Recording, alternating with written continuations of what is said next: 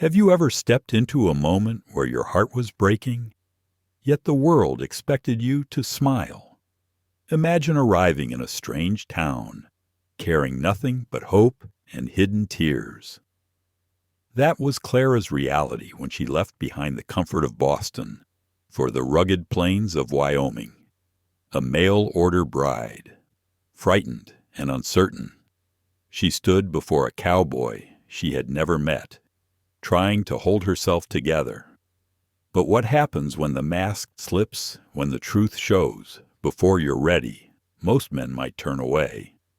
Yet Elias Harding, a man marked by war and loneliness, chose understanding instead of judgment. He offered her something rarer than gold. On the frontier, the freedom to be real.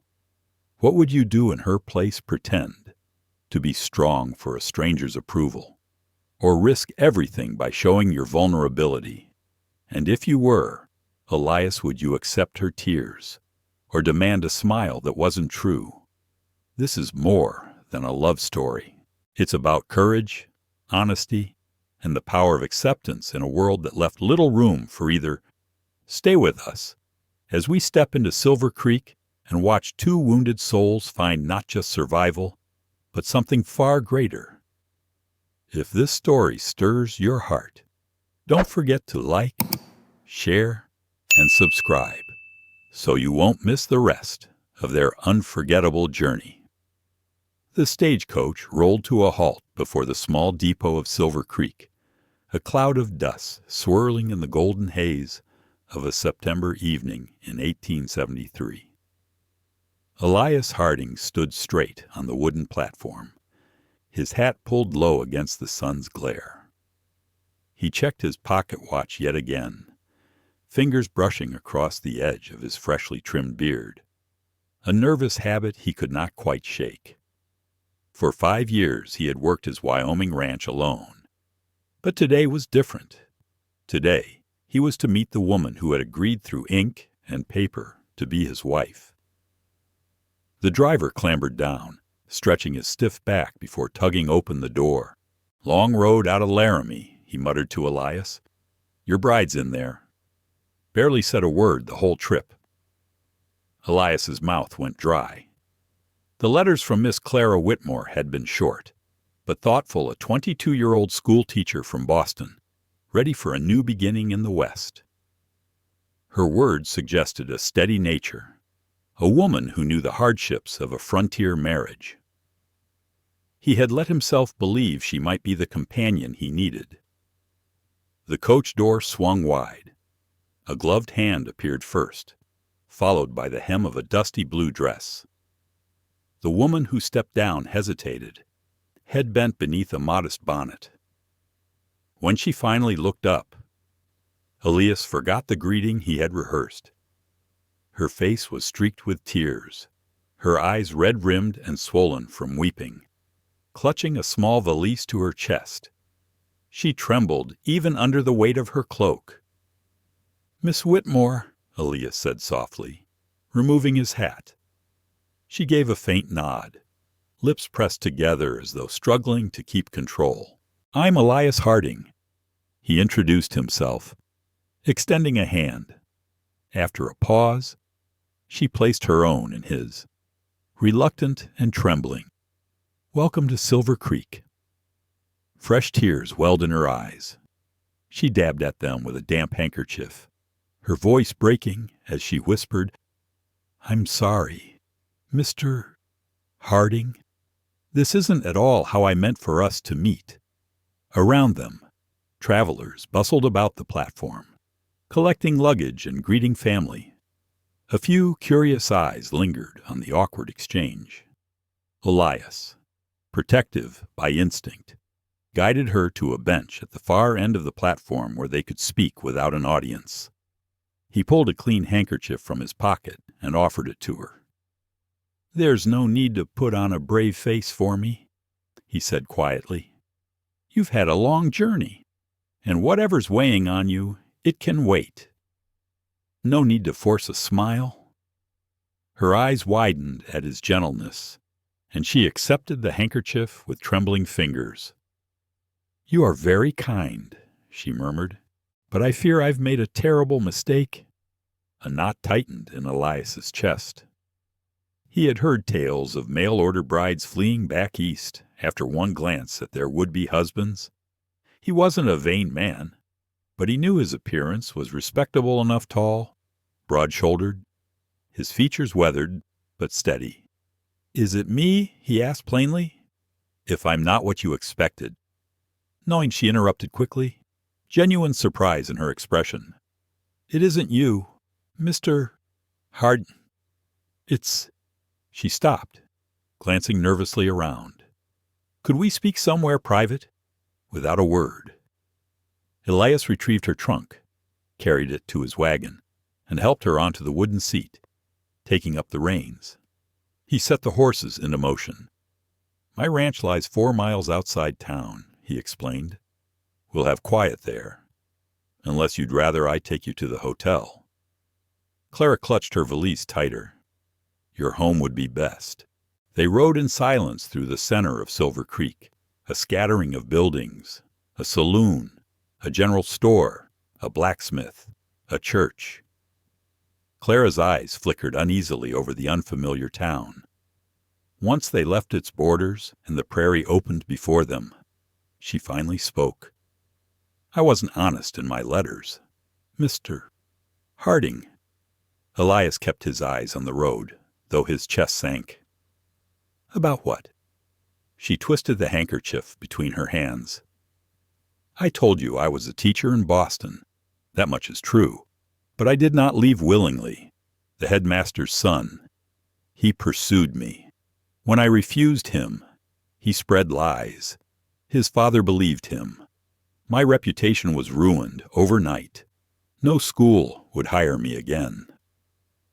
Her voice faltered, and she gave a bitter smile.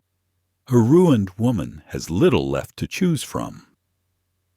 The wagon crested a rise, and Elias's ranch came into view, a sturdy 2-story home with a wide porch, a corral, outbuildings, and cattle grazing in the distance.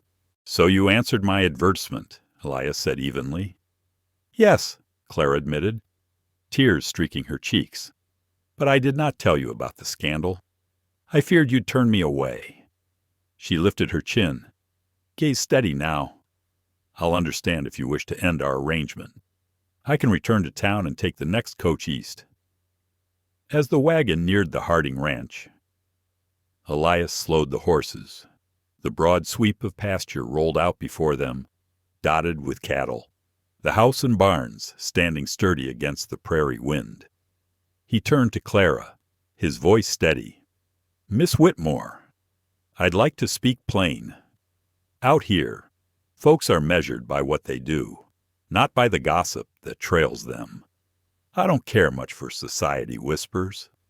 What matters to me is whether you meant it when you wrote that you wanted to build a real life with someone, shoulder to shoulder. This land is all I have.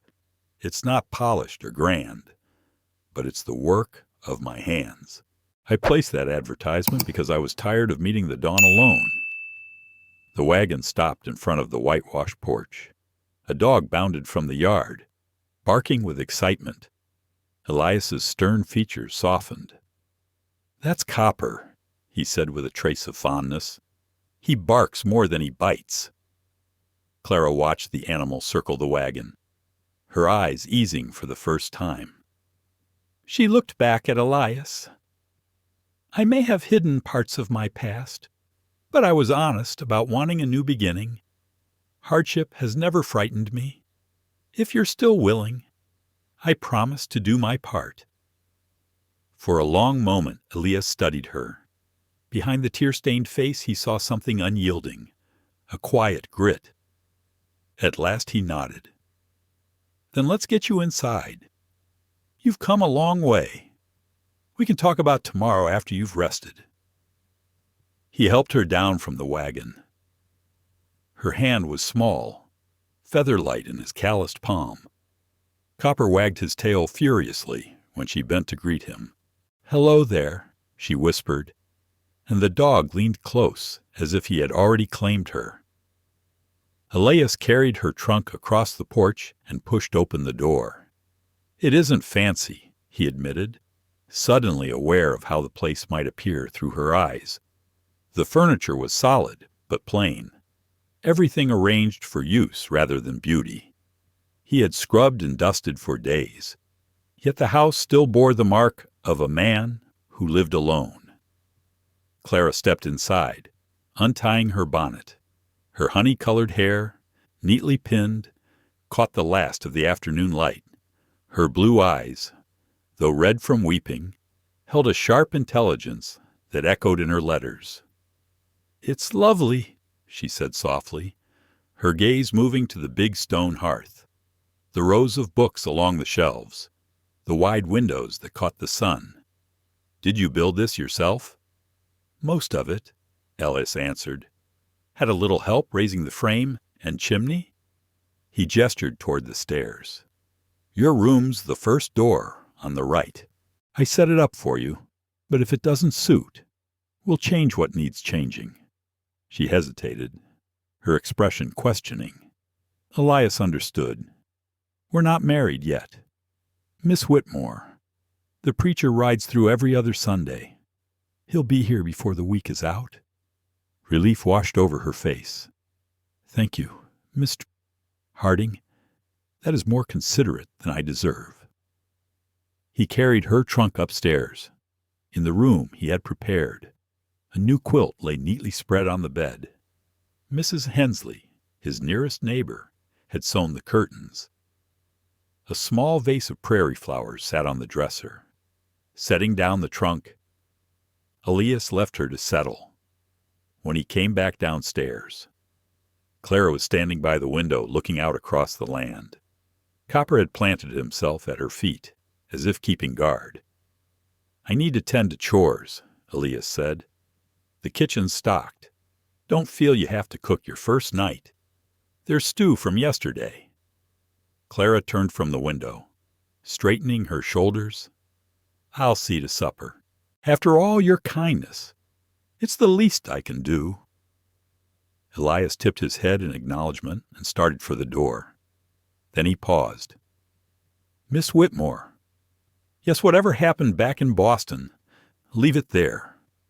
Out here, you get to decide who you'll be." For the first time, a true smile softened her features. "Thank you."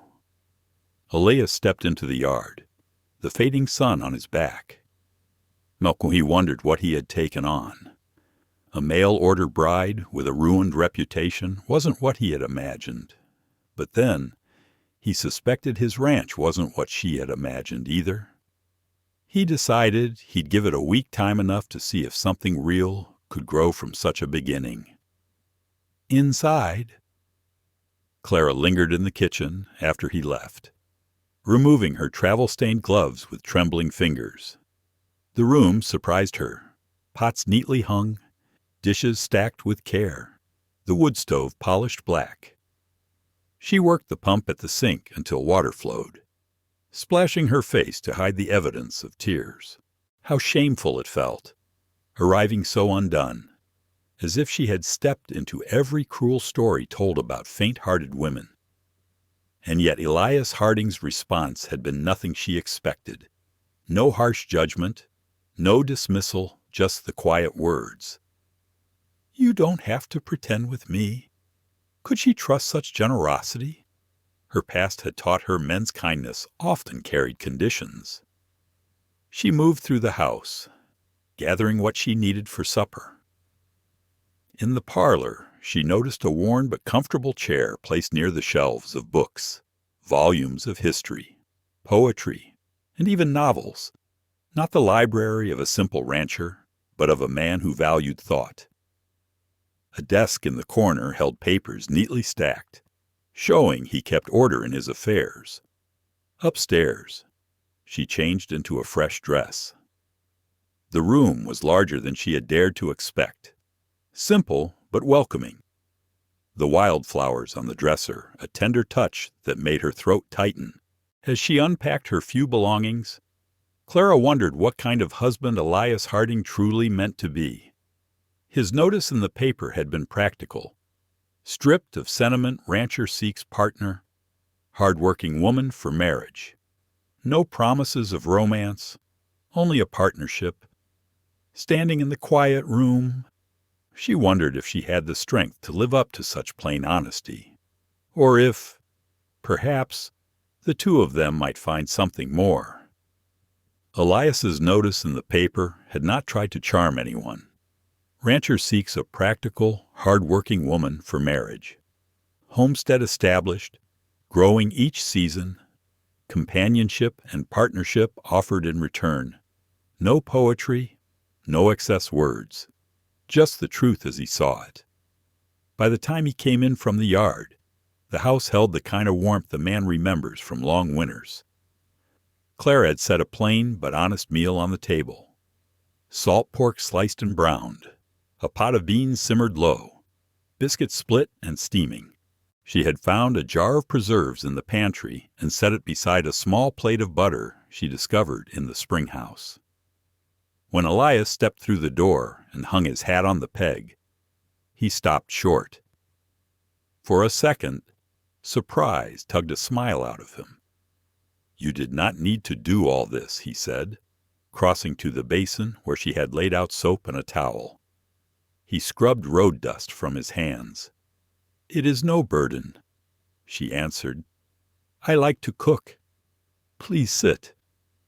They began with a hush between them, the scrape of forks and the soft tick of the mantel clock filling the room. Elias asked about the last leg of her journey, and the quiet loosened. She spoke of the rolling country she had watched from the coach window, how the colors changed with the hour, how the sky stretched so far it made a person feel smaller and somehow steadier. He told her about the strange turn the spring had taken in the territory. Late cold giving way to sudden heat. When the plates were near clean, Elias leaned back. "The ranch runs 60 head just now," he said. "I started with 12. If weather and luck hold, I aim to double the herd in the next 2 years. "That is no small feat," Clara said, earnest admiration in her voice. "You have done all this without a partner. Neighbors lend hands when needed." He replied with a shrug. "That is the way of it out here. You help when called, because you will need help yourself." He hesitated, then added, "The Hensleys have asked us to Sunday dinner after church. Margaret is keen to meet you. I told her we would come. If you do not feel ready, we can send our regrets." "That sounds kind," Clara said, though the thought of a room full of new faces tugged at her stomach. "Are there many families nearby, not near by Eastern measures?" He said, "The Hensleys are closest, 3 miles to the east. Holloway Ranch lies 5 miles north. Silver Creek is bringing in new settlers most months." He studied her a moment across the table. "It can feel lonesome out here. Best to reckon with that before you promise yourself to it." Clara folded her hands. "I know something of loneliness, Mr. Harding, and I know what it is to be surrounded by people and still be judged at every turn. Out here already feels clearer than that." He rose then and stepped into the parlor. When he returned, he set a folded paper on the table and smoothed it flat. The deed to the ranch bore his name and a blank space beside it. "If we marry," he said, "half of this becomes yours. I had the lawyer draw it up. I want a wife who is a partner, not a housekeeper who works without a stake." Clara stared at the document. In Boston, a married woman's rights were swallowed by her husband's the moment the vows were said. Yet this man, still nearly a stranger, offered her something better than safety. He offered standing. "Why would you do this?" she asked softly. "Because ranching is hard." Elias answered, "Days run long. Winters test you. If someone is going to face it with me, she earns her share of whatever comes of it." He folded the deed and slipped it away again.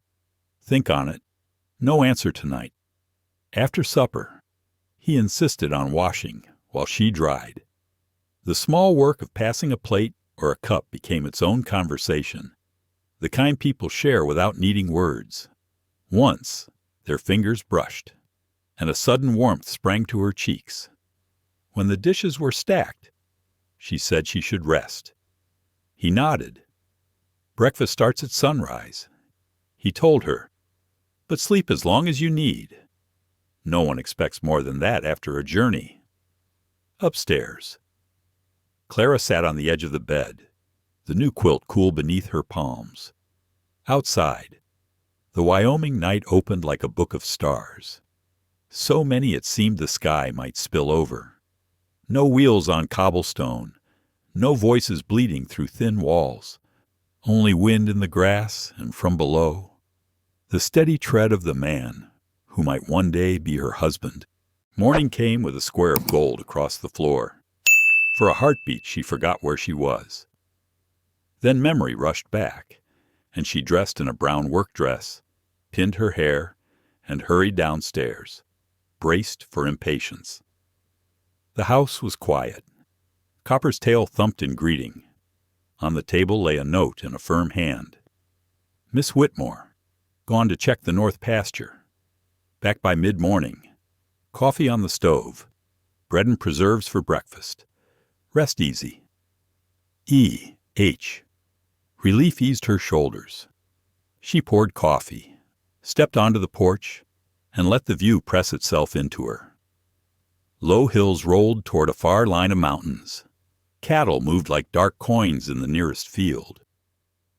In the clearer light, she noticed more than she had the evening before. Beyond the barn stood a small chicken coop and a smokehouse, and near the corral, the bones of a new structure rose, rafters still bare against the sky. She finished her coffee and set the cup down with a quiet resolve. She would make herself useful. She tied on an apron, opened the pantry, and began to take stock. Flour, beans, lard, salt, a tin of baking powder, a crock of pickles, a sack of oats. She straightened shelves, sorted what needed using first, and set dough to rise for another day. She swept the floors, though they needed little, dusted what he had already dusted, then studied the parlor with a practical eye. The chair near the bookcase belonged where the light fell best. The desk wanted the inkwell centered, the papers squared. In the kitchen, she found a small tin box with needles and thread and took it upstairs to stitch a loose hem on the curtain. When she finished, she stood a moment at the window. The range to the west lay open and bright. She touched the vase of prairie flowers on the dresser, still fresh, and thought again of the deed he had set before her without flourish. It was not sentiment, it was respect. On the way back down, she paused at the landing and listened. The house did not feel like a place she was merely passing through. It felt ready to hold a life if a person had the courage to let it. Clara returned to the kitchen, set a skillet on the stove, and laid out what she would need for the noon meal. If Elias came back hungry, as she suspected he would, she wanted the table to tell him what her letter could not. She had crossed more than miles to get here. She had come prepared to work, to learn, and perhaps to build something that would outlast the hard seasons. Clara stepped back inside and set about ordering the kitchen the way her mother would have demanded at home in Boston.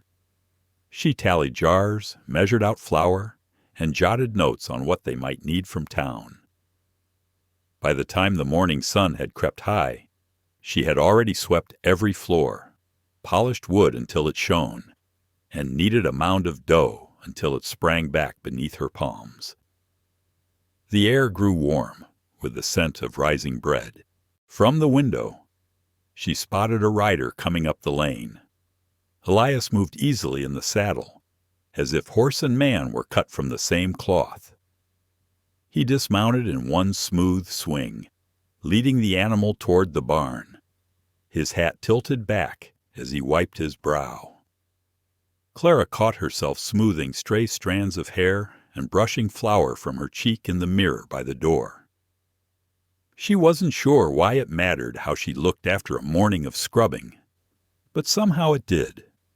When Elias stepped into the house, his eyes flicked around the room, noting the polished surfaces, the neatly stacked shelves, the bowl of dough by the stove.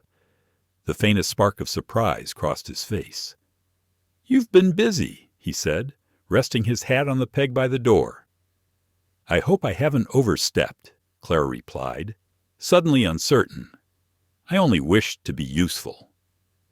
"Mind overstepped. It looks finer than it has in years," he admitted quietly. "Not since my mother last visited. 3 summers back." Something in his tone made her pause. "Are your parents still in the East?" He shook his head. "Father passed just after the war. Mother followed in 70. I'm sorry," she said, meaning it. Elias gave a small nod before asking, "What about your family? Your letters mentioned Boston." Clara's hand stilled on the dough. "My father runs a trading business. Mother manages society calls and charity teas. I have 2 younger sisters. They don't know I came west to marry. They believe I took a teaching post in Chicago. You didn't tell them, they wouldn't have understood." Her hands pressed harder into the dough. After the scandal, their first concern was reputation. "Father suggested I hide with relatives in Maine until gossip died down, as if years in exile would erase what was said. So coming west as a mail-order bride seemed the better choice. It was a chance for a clean start." She answered simply, "Independence, even if found through marriage." Something eased in Elias's features. "Then I'm glad you're here, even if the reasons weren't what I'd guessed." "And what did you guess?" she asked before she could stop herself. He leaned against the doorframe, considering. "Maybe poverty drove you, or a hunger for adventure. Or maybe you were practical enough to see that 2 people could build something stronger together than apart." He paused. "Now, knowing what I know, I think you're braver than many men I've known. It takes courage to leave behind everything familiar, especially on your own." The quiet compliment, offered without ornament, stirred something warm in Clara's chest. She ducked her head, suddenly flustered. "I should finish the bread, and I should show you the ranch," he said with a faint smile. "A woman ought to know what she's agreeing to." An hour later they walked side by side across the land. Copper bounded ahead, tail wagging as if he'd been waiting for this tour. Elias pointed out where his boundary lines ran, where he hoped to extend grazing land, and the spring that gave them steady water even in dry years. "That creek's the reason I chose this spot," he explained. "It's never failed, not once." "How long have you been here?" she asked, matching his stride as best she could. 5 years. Came west after the war with what little I'd saved. Worked other outfits until I could buy this place." He gestured toward a timber frame near the barn. "That'll be a new smokehouse. Herd's outgrowing the old one." As he spoke of his plans, his face took on a light she hadn't seen before. This land wasn't just soil and cattle. To him, it was vision. It was future. Clara listened with genuine admiration. "It's remarkable what you've done." He glanced at her, as if weighing her words. "Not every woman would think so." "Perhaps I'm not every woman," she replied. The corner of his mouth lifted, and for the first time she saw a true smile break across his face, deepening the dimple in his cheek. "No, Clara Whitmore, I don't believe you are." They continued in easy silence, the horizon opening wide before them. The vastness made Clara feel both small and curiously free.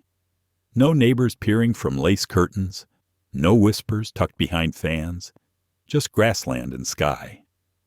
"Call me Clara," she said suddenly. "If we're to consider marriage, Miss Whitmore feels far too stiff." Elias nodded. "Clara." Then, "And I'm Elias." At the corral, he introduced her to his horses. Buck, the chestnut gelding with fire in his eye. Penny, a dappled mare with a stubborn streak, and a palomino that pressed its nose curiously into Clara's shoulder. "This one's yours, if you decide to stay. Her name's Daisy, gentle as they come. Good for someone without much riding experience." Clara stroked the horse's velvet nose. "What makes you so sure I'm not experienced?" "Surprised." Elias raised a brow. "Have you ridden much?" "My grandfather had a farm outside Boston. Summers. I rode from dawn till supper.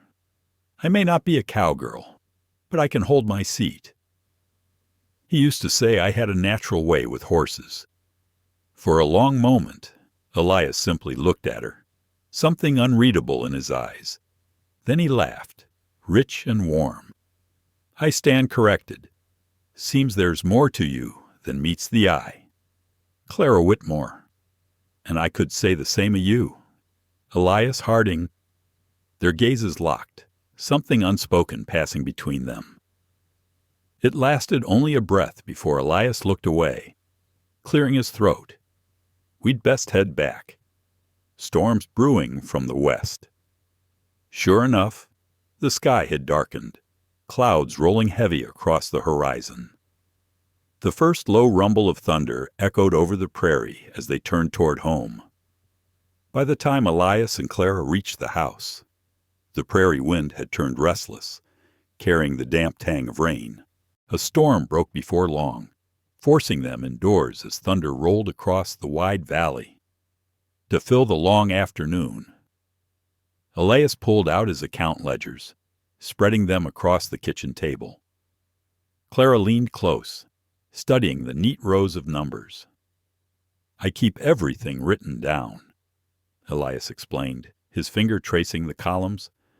"What cattle were sold, what supplies cost, every penny in or out. That way nothing sneaks up unexpected." Clara was impressed by the precision. "You've built this ranch without borrowing." "That's right," Elias said, settling back.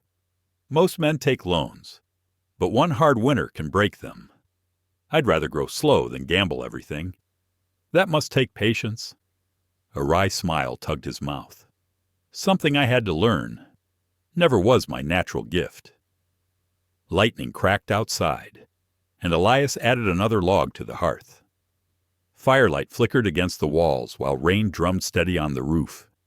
The cozy hush made it easy to talk. Clara found herself speaking of her time teaching in Boston, the lively children, the satisfaction of watching young minds unfold. "You miss it," Elias observed. "I do," she admitted softly, "but that chapter feels closed."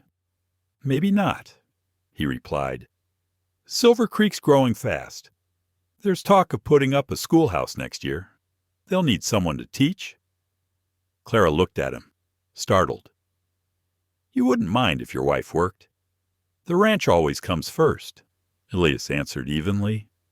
"But winters drag long, and if teaching gives you joy, why should I stand in the way?" The thought lingered with her as they worked side by side, preparing supper. Moving around the kitchen together felt surprisingly natural, the rhythm of passing bowls and chopping vegetables falling into place as if they'd done it before. Over the meal, Elias spoke of the ranching year calving in spring, grazing through summer, roundups in fall, repairs and feeding through winter. "It's never easy," he warned. "I'm not afraid of work," Clara assured him, then added with a shy laugh, "though I've never milked a cow. We've only one old Bessie, gentle as sunshine. I'll show you tomorrow." To her own surprise, Clara found herself smiling. "I'd like that."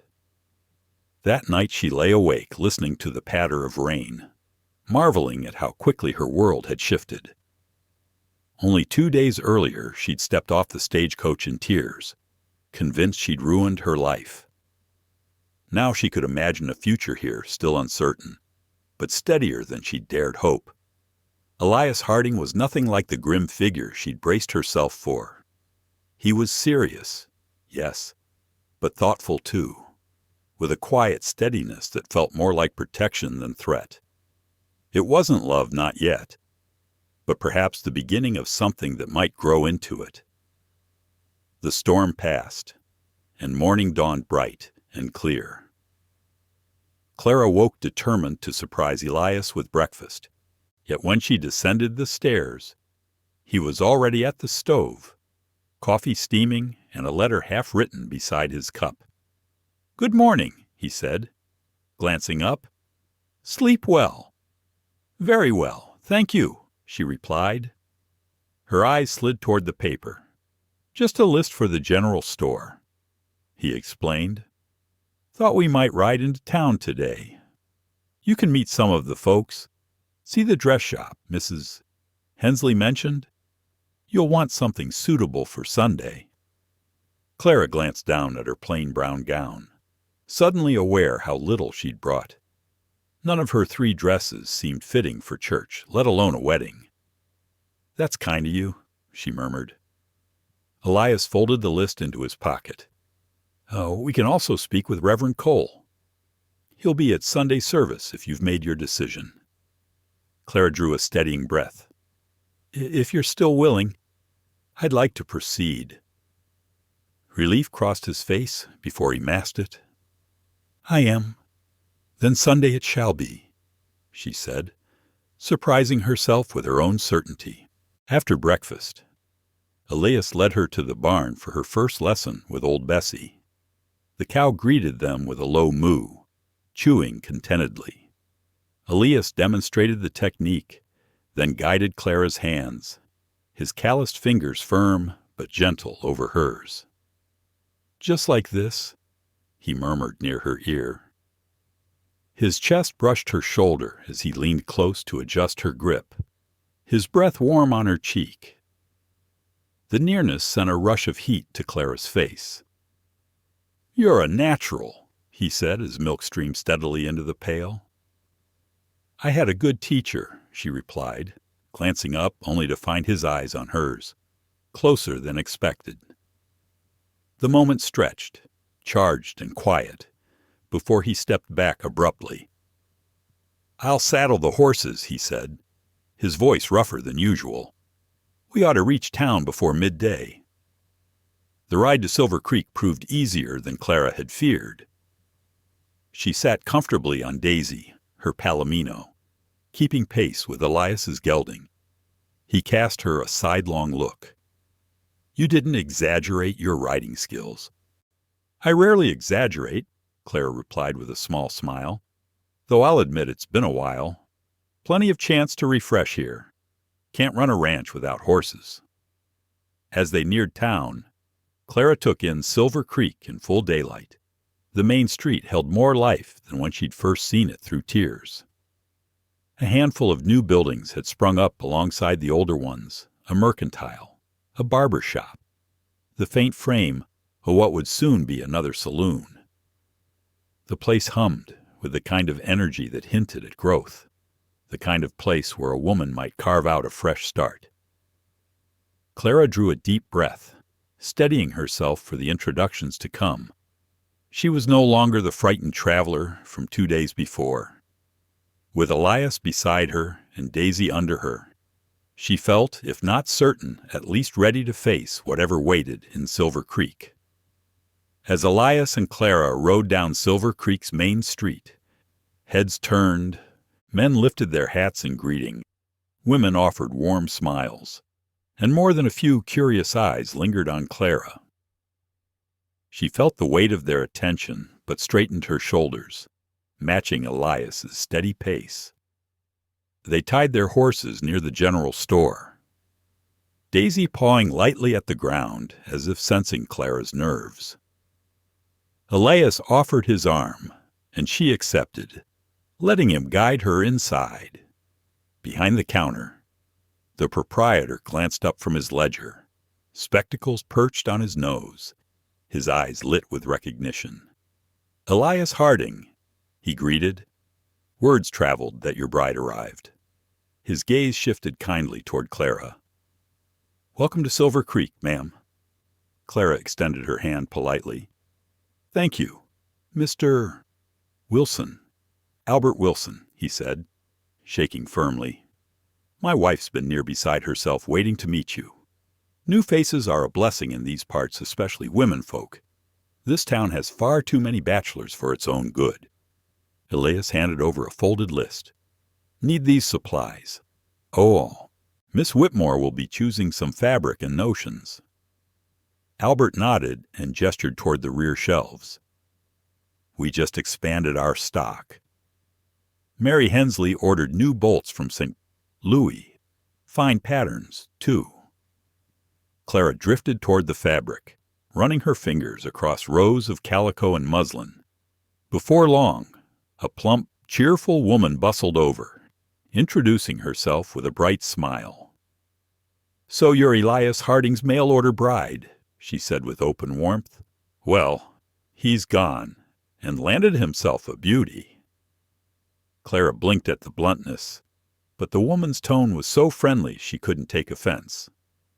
"We're all mighty glad he's finally settling," Beatrice Wilson went on. "Folks worried about that man rattling around his ranch all alone." "You've known him long?" Clara asked, curiosity softening her voice. "Since he first rode into the territory," Beatrice replied. "Quiet sort, but steady as the sunrise. Helped raise half the buildings in town without asking a dime. Just the kind of neighbor you want around here." She leaned closer, conspiratorially. "Broke half the unmarried girls' hearts when he sent east for a bride, instead of courting one of them." Clara's brows lifted. There were women interested in him. Beatrice chuckled. "Honey, a hard-working man with land of his own. Good looks, besides. They were near drawing straws. But Elias never paid attention. Too busy chasing cattle and mending fences." The words lingered with Clara as she chose a soft blue fabric for her gown. If he could have had his pick here, why had he written for a stranger? The question remained as she arranged to meet the seamstress that very afternoon. Madame Bouvier, a sharp-eyed Frenchwoman with quick fingers, fussed over the task. Such short notice. She huffed, pins between her lips.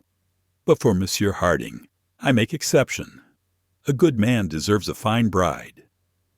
She measured Clara briskly, promising a simple but graceful dress ready by Saturday.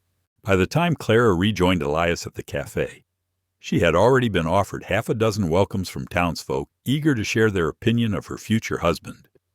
Each story painted him the same way: fair, honest, reliable, inside the cafe. Elias pulled out her chair before sitting across from her. "How was your morning?" he asked. "Enlightening," she admitted, meeting his eyes.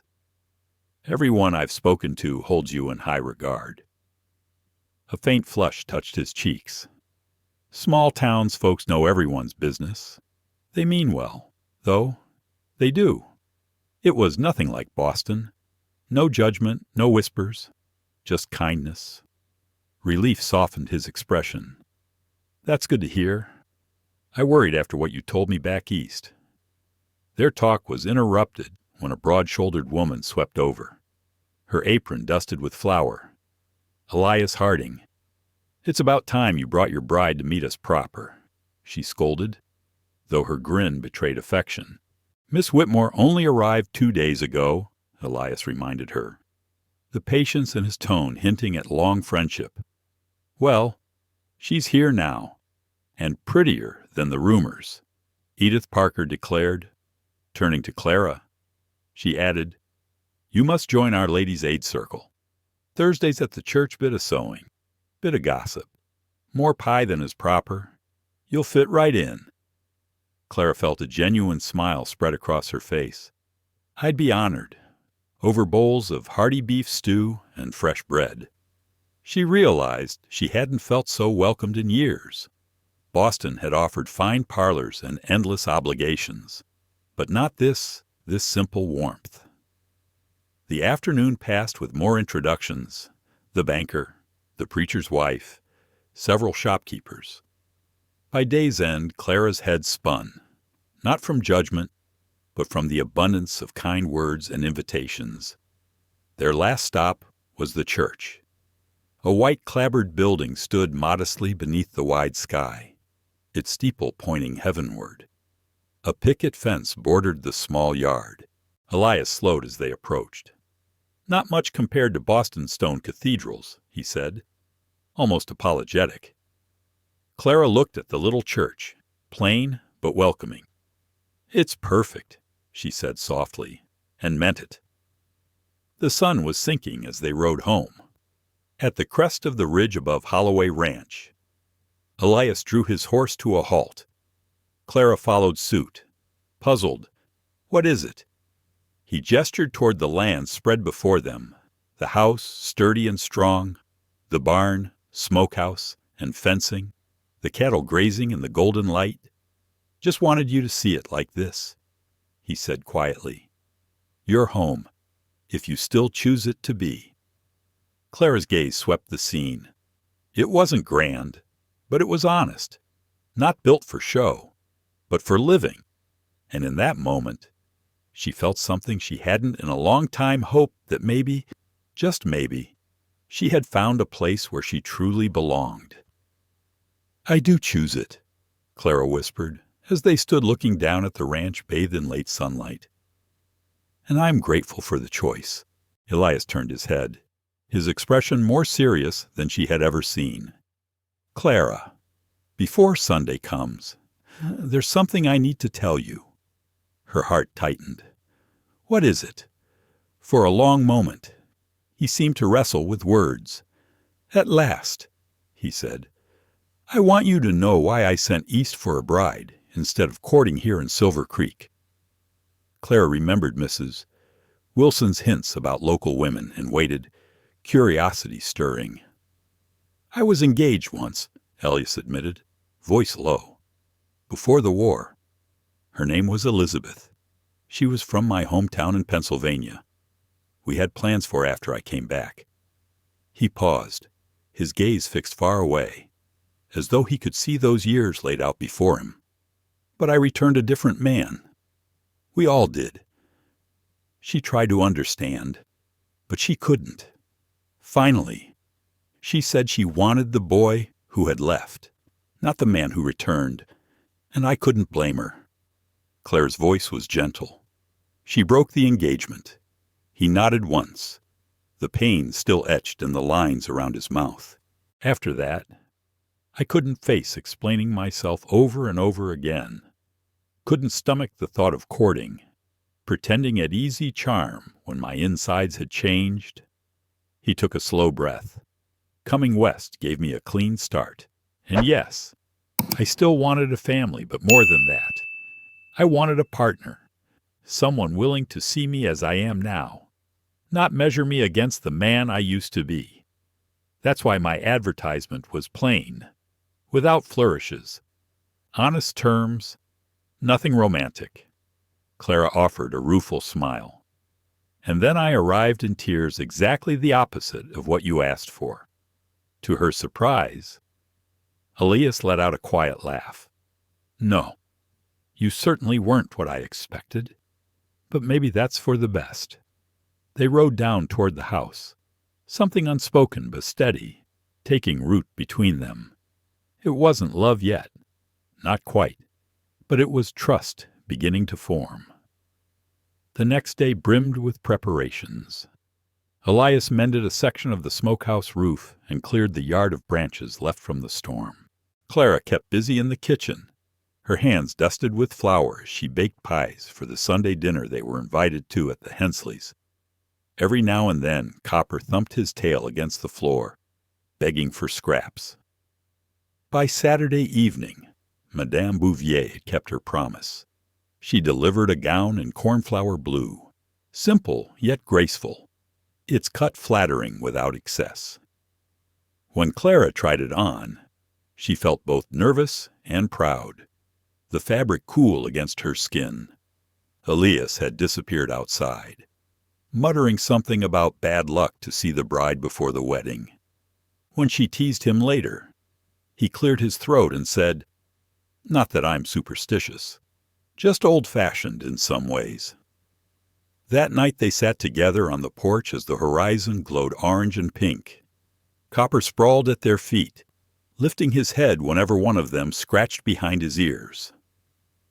"Are you nervous about tomorrow?" Elias asked, breaking the quiet. "A little," Clara admitted, "though not for the reasons you think. I'm not afraid of marrying you. I'm nervous about facing so many new people at once, standing in front of all of them." Elias nodded thoughtfully. "We could have kept it private." She shook her head. "No, this is better. Starting our marriage as part of the community feels right." She studied him. "What about you? Are you nervous?" "Yes," he said simply. "Not about the vows. About being a good husband. It's not something I've practiced." His frankness touched her deeply. "I think no one can be fully prepared for marriage. All we can do is promise to try, to give grace for one another's mistakes." His eyes met hers in the fading light, steady and warm. "That sounds like a foundation worth building on."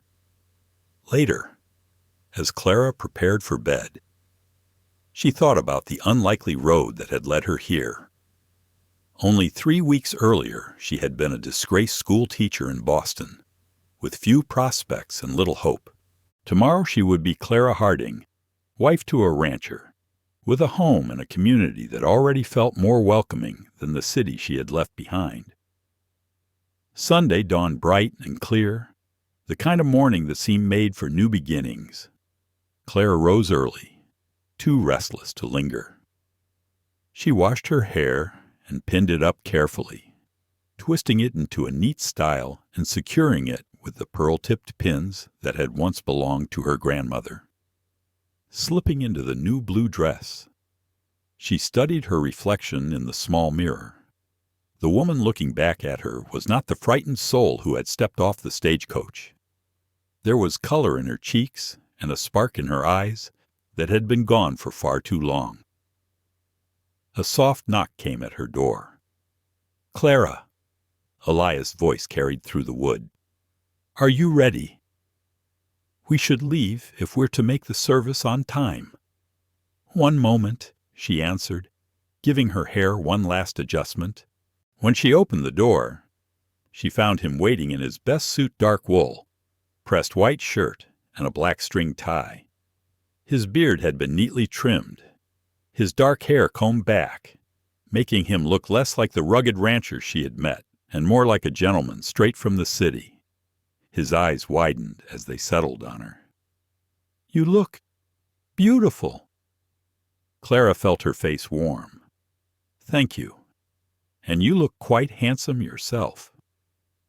He cleared his throat, clearly flustered, then reached into his pocket.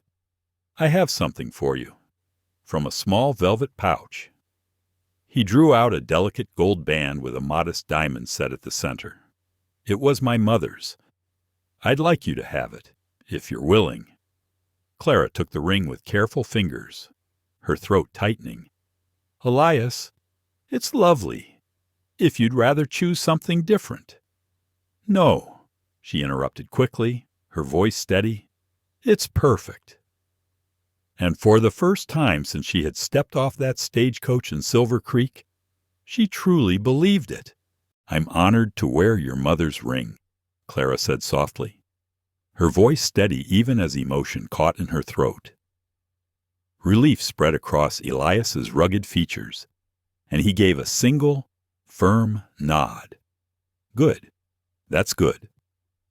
When they reached the small white church on the edge of Silver Creek, they found it nearly filled to the rafters. Word of Elias Harding's wedding had carried quickly. drawing not only the townsfolk, but neighbors from distant ranches and farms. The sea of unfamiliar faces made Clara's pulse quicken, but Elias's steady presence beside her calmed the panic building in her chest. Reverend Cole, tall and broad-shouldered with warm eyes, greeted them with a booming welcome. The ceremony began soon after. It was simple, without pomp, yet every word carried weight. Clara repeated her vows with clear conviction, though her hands trembled when Elias slid the ring onto her finger. "I now pronounce you husband and wife," Reverend Cole declared, his voice filling the rafters. "Mr. Harding, you may kiss your bride." Elias looked into Clara's eyes, silently asking. She gave the smallest nod, and he leaned forward, brushing his lips gently across hers. The kiss was brief, tender, not a show, but a promise. When they turned to face the congregation, the applause that rose surprised Clara. Strangers only days before now seemed genuinely joyful on their behalf. That afternoon, they rode together to the Hensleys' ranch for Sunday dinner. Martha Hensley, motherly and stout, wrapped Clara in a hug as if welcoming a long-lost daughter. "We're so glad Elias finally found someone," she said warmly while helping to ladle stew. Clara answered honestly, "I hope I can be what he needs." "You already are, dear," Martha replied, patting her hand. "I haven't seen him smile this much since he first came west." The meal was lively, with Joseph Hensley regaling the table with stories of the territory's early days, their grown sons, with wives of their own, and their 17-year-old daughter joined in with tales of Elias's reliability during hardships. Saved our herd during the blizzard of '71, the eldest son said with admiration. Rode out when most men wouldn't have survived a mile in that cold. Elias shifted uncomfortably, murmuring, "Anyone would have done the same." Joseph shook his head firmly. "No, they wouldn't. That's why we're so glad to see you settled with a good woman, a man who gives as much as you deserves happiness in return." By the time Elias and Clara returned to Holloway Ranch, the sun had set low, draping the land in amber. They rode side by side, the silence between them not empty but companionable. At the corral, Elias dismounted and moved to lift Clara down. His hands lingered at her waist, his gaze steady and searching. "Well, Mrs. Harding," he said quietly, the name carrying a new weight. "Welcome home." The sound of it sent a thrill through Clara. "Thank you, Mr. Harding." Before she could take a step toward the porch, Elias swept her up into his arms. "It's tradition," he explained with a wry smile as he carried her across the threshold. "For luck, inside." He set her gently down, but his hands didn't leave her waist. "Clara," he began, his voice thick with hesitation. I don't expect." She stopped his stammering with a fingertip against his lips. "I know, but I'm your wife now, in name and in law. I'll be your wife in truth, too, if that's what you want." His eyes darkened. "Are you sure we've only known each other a handful of days?" "Some people marry having never met at all," she reminded him softly. "At least we've had a chance to talk, to begin to know each other." He lifted a hand to her cheek, rough palm warm against her skin. "I want this to be right for you." "It already is," she whispered. This time, when he kissed her, it wasn't merely gentle. There was a depth to it, a restrained passion that made her pulse race. When they finally parted, both of them were breathing unevenly. "I should see to the animals," Elias said reluctantly, clearing his throat. "Evening chores." "I'll wait for you," Clara promised. Later, in the quiet of what was now their shared bedroom, they came together as husband and wife, Elias was tender and patient, his hands steady as if afraid of rushing her. For Clara, it was a revelation, nothing like the warnings whispered by other women in Boston. Instead of pain or duty, she found discovery, connection, and a joy she hadn't believed possible. Afterward, she lay against his chest, listening to the steady rhythm of his heart. "Happy," Elise murmured into her hair. "Yes," she answered truthfully. "Are you?" His arms tightened around her, "more than I thought I'd ever be again." The days that followed settled into a rhythm. Elias taught Clara the work of the ranch, feeding chickens, gathering eggs, tending the small garden, even churning butter from Bessie the milk cow. Clara proved eager and quick to learn, her determination shining through. In the evenings they sat together on the porch or near the fire. Sometimes Elias read aloud from his modest library poetry, history, or newspapers from back east. Other nights they simply talked, piecing together the stories of their lives, learning each other's rhythms. At night, behind closed doors, their bond deepened in ways both tender and profound. Clara found herself surprised by the joy and intimacy, and Elias seemed equally astonished at the comfort they shared. 2 weeks after the wedding, a letter arrived from Boston. Clara's younger sister had written back at last.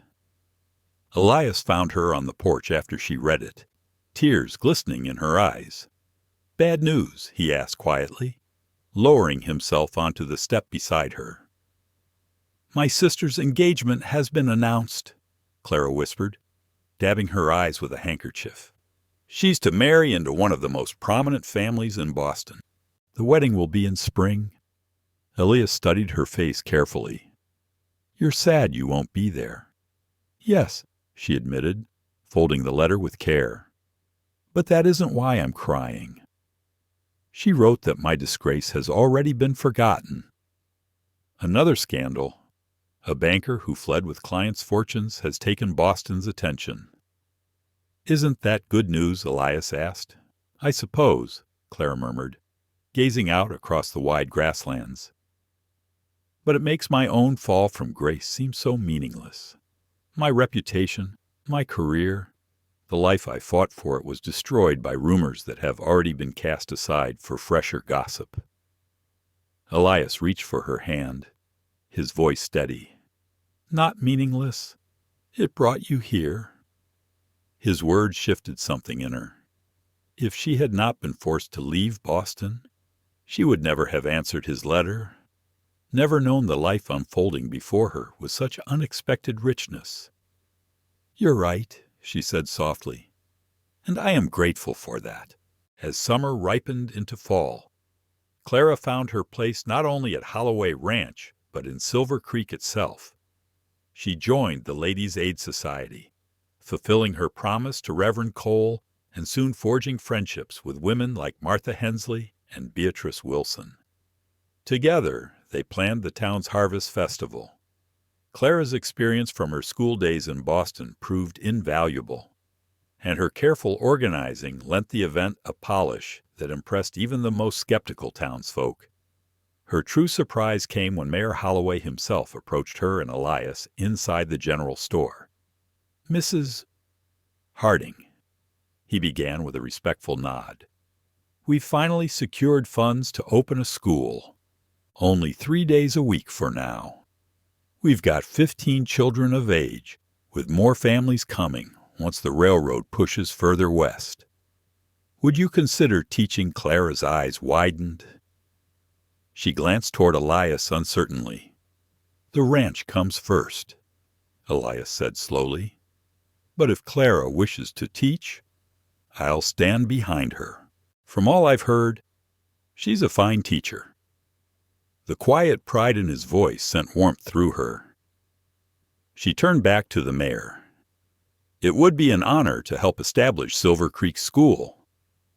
That night, as they prepared supper, Clara asked again, hesitant, "Are you certain you're comfortable with me teaching?"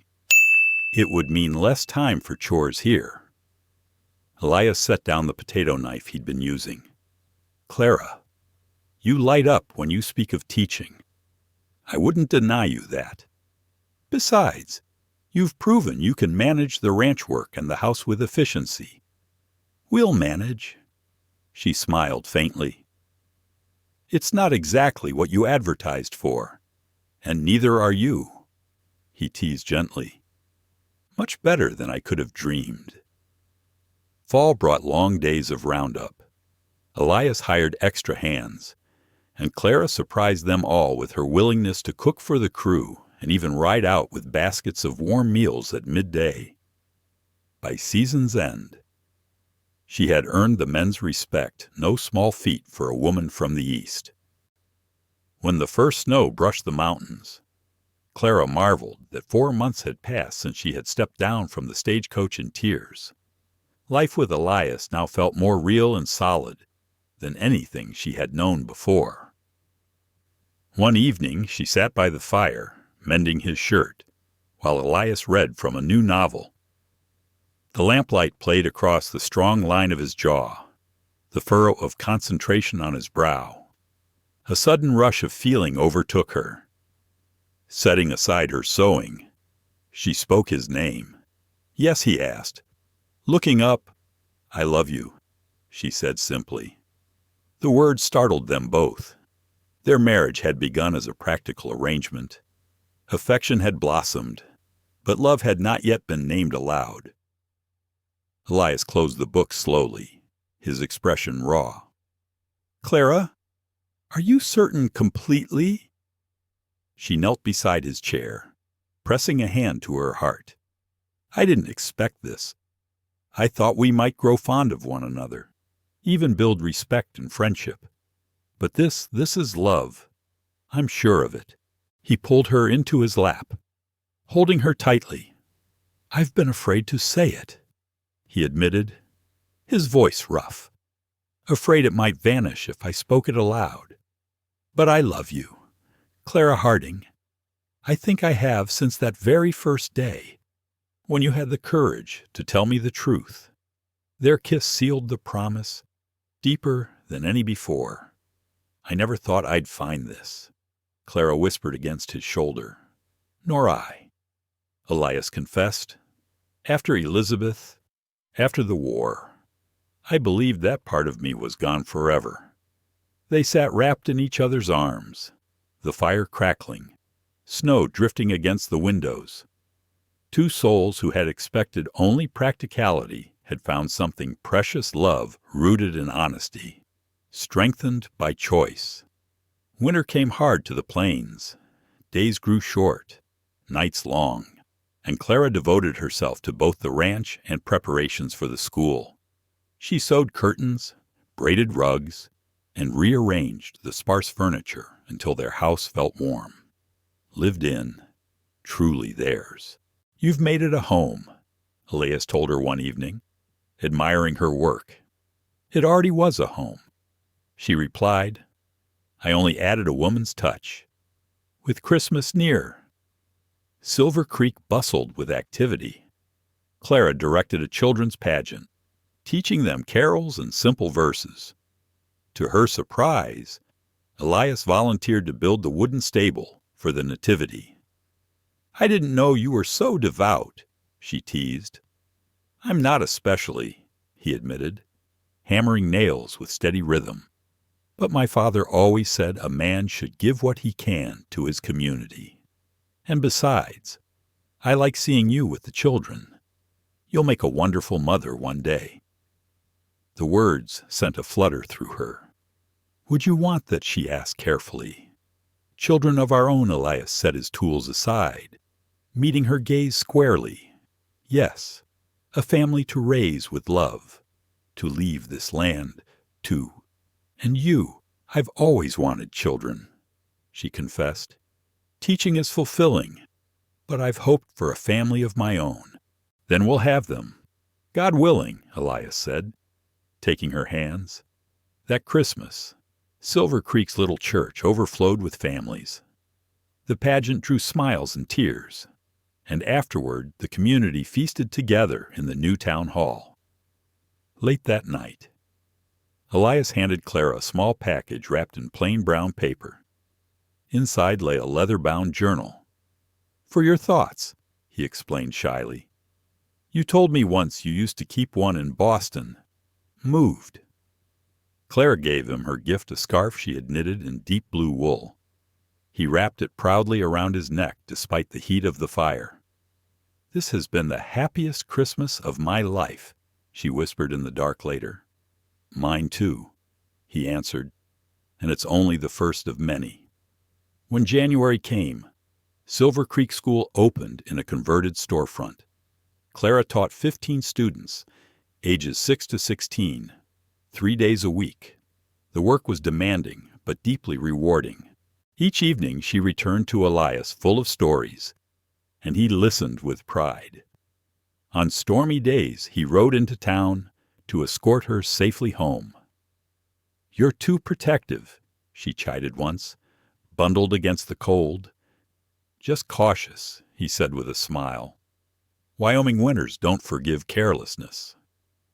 And when February brought a blizzard that isolated Holloway Ranch for nearly a week, Clara realized how true his words had been. The storm locked them in for days. Elias fixed ropes from porch to barn and from barn to smokehouse so they could feel their way through the white when the wind erased every landmark. They moved with care, heads down, faces wrapped in scarves, doing only what could not wait. Each time the door closed behind them, each time the latch caught, a small breath of gratitude warmed the cold from their bones. Evenings were for stories.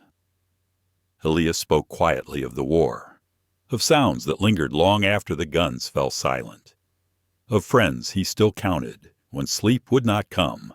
Clara told him the truth about Boston, about a house where appearances mattered more than kindness, about parents whose love had rules printed small between the lines.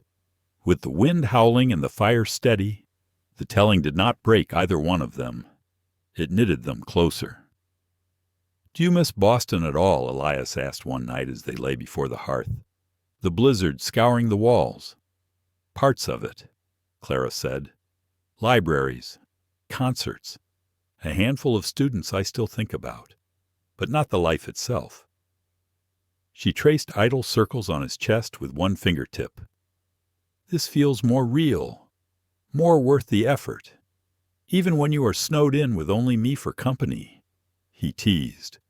"Especially then," she said, and kissed him.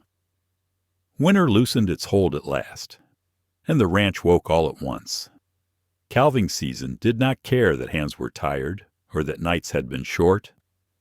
Clara learned fast and kept her voice calm, even when worry ran high. She warmed cold calves with towels by the stove, steadied new mothers, and, once, helped ease a difficult birth when Elias's jaw had gone tight with fear. "Mrs.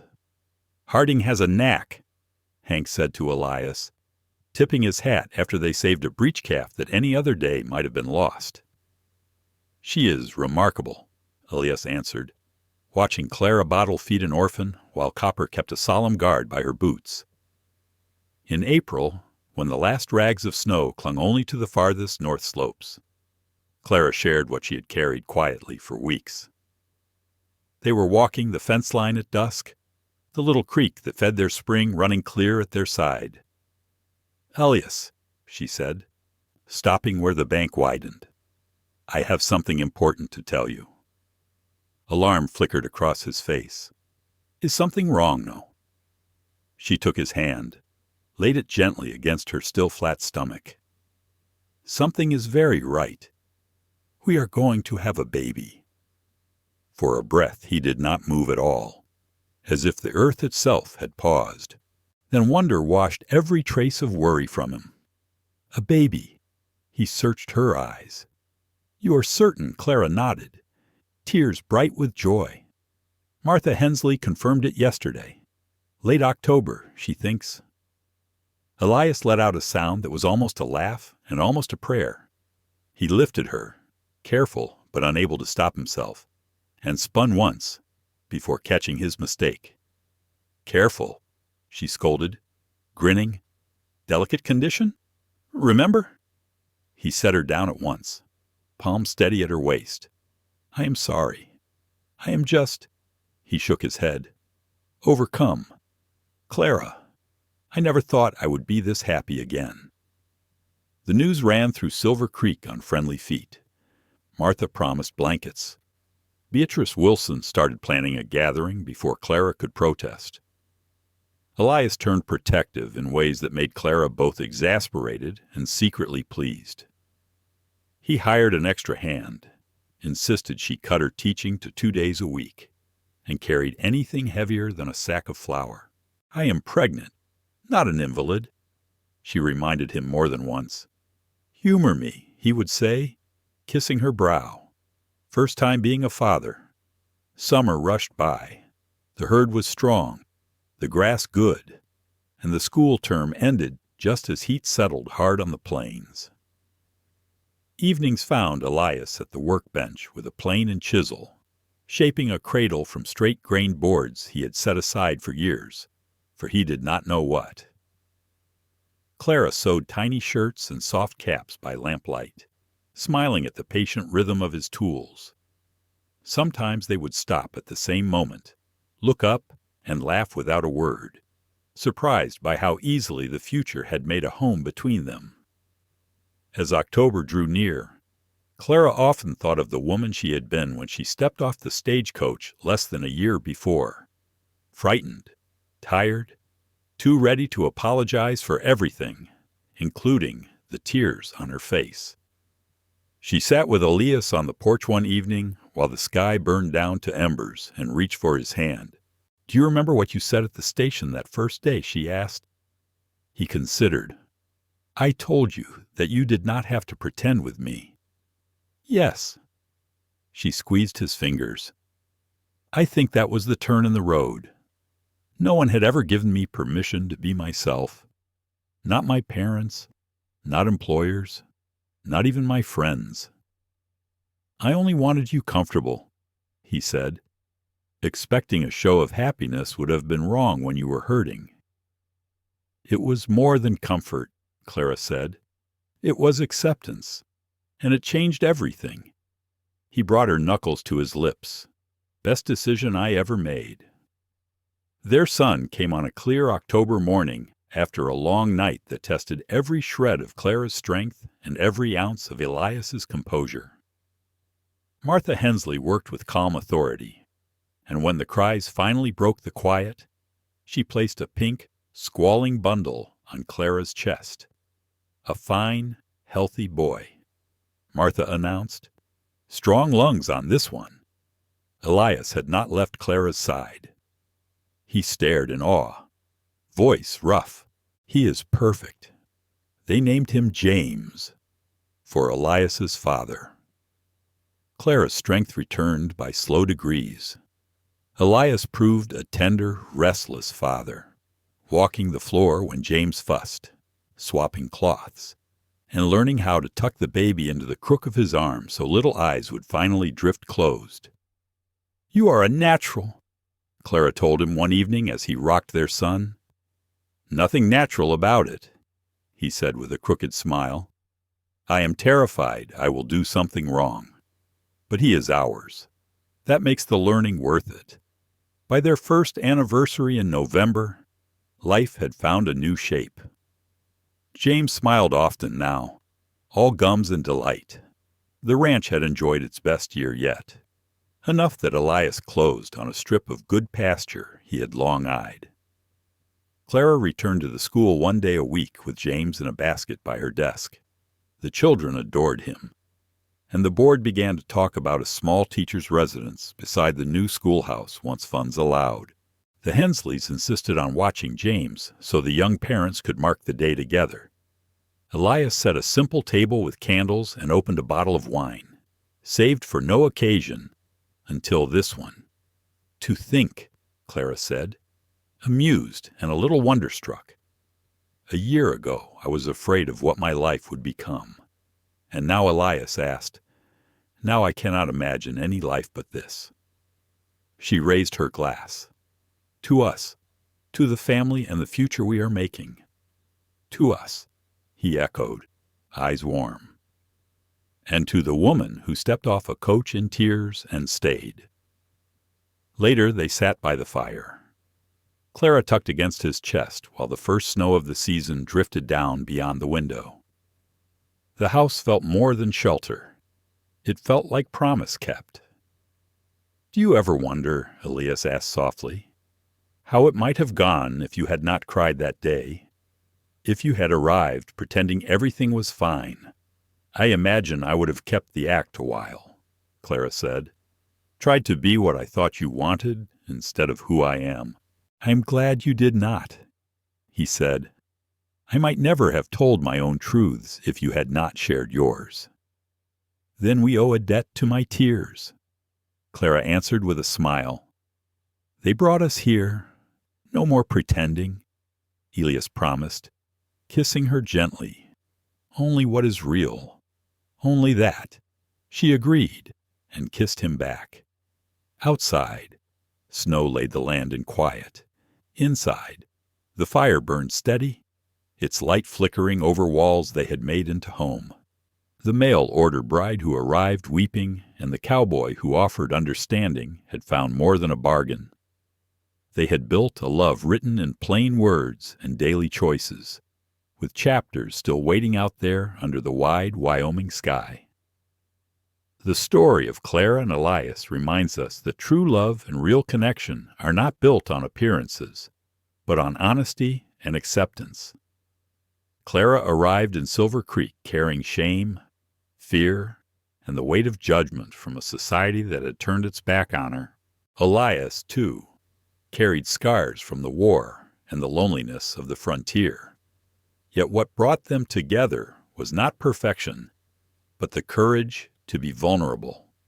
For those of us who have lived long enough to see both joy and hardship, this truth rings deeply. Life's most meaningful relationships grow not when we pretend to be strong, but when we dare to share our weakness. Acceptance, patience, and daily acts of kindness can turn even the harshest season into a home filled with warmth.